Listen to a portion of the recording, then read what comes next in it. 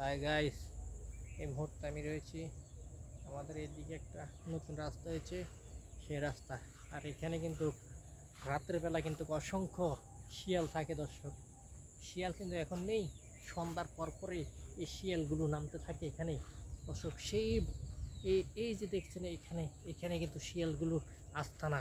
এই শিয়ালগুলো কিন্তু ঠিক আমার পিছনে, এখানে কিন্তু শিয়ালগুলো রাত্রেবেলা এখানে থাকে।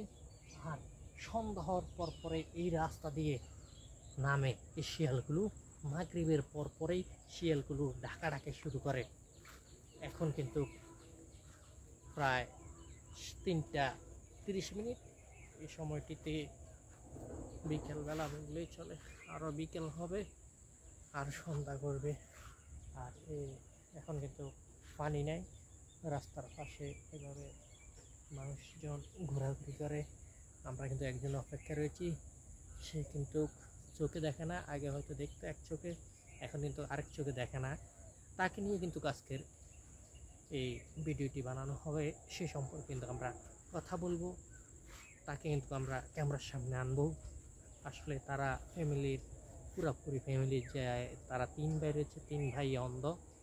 আর একটা তারা 2 বোন রয়েছে, 2 বোন ভালো, 2 বোনের বিয়ে হয়েছে। কিন্তু এখন পরিবারের বাবা নেই, মা আছে, মাও মানসিকভাবে অসুস্থ।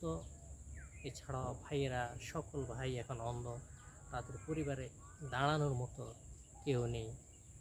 যদি কেউ পাশে দাঁড়াতে চায়, অবশ্যই সহযোগিতা করতে চান, অবশ্যই সহযোগিতার হাত বাড়িয়ে দিবেন তাদেরকে।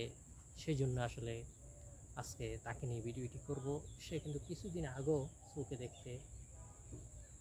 এক চোখে দেখতে অন্য চোখে দেখতো না, কিন্তু পরবর্তীতে এখন 1 মাস হয়ে গেছে, যে চোখে দেখতো সেই চোখেও এখন কিন্তু সে দেখে না।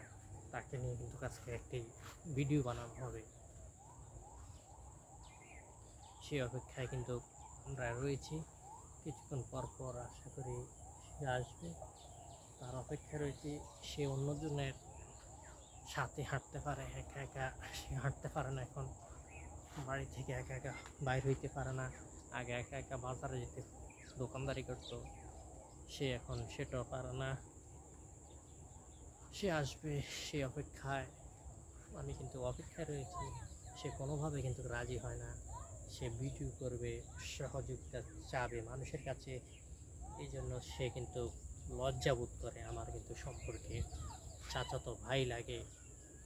আসলে সে অনেকটাই এখন কিন্তু তার পরিবারের পাশে দাঁড়াবে কেউ নেই। অনেক মানুষই কিন্তু অনুদান দিচ্ছে বাইরে থেকে। আমি চাই আমাদের দেশের মানুষও তার পাশে দাঁড়াবে। সেই জন্যই তাকে কিন্তু ক্যামেরার সামনে আনতে আমি কিন্তু বাধ্য হচ্ছি। আমার নেক্সট ভিডিওতে তাকে নিয়ে কথা হবে, আপনারা দেখবেন, আশা করি ভালো লাগবে।